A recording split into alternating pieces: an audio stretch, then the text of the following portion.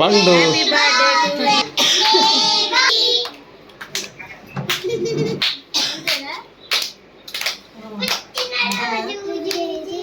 ఇప్పుడు పాడండి. లైట్ వద్దు.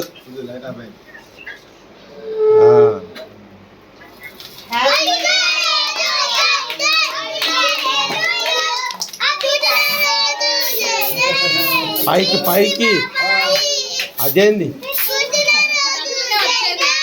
అవునా? కేక్ కట్ చేయి.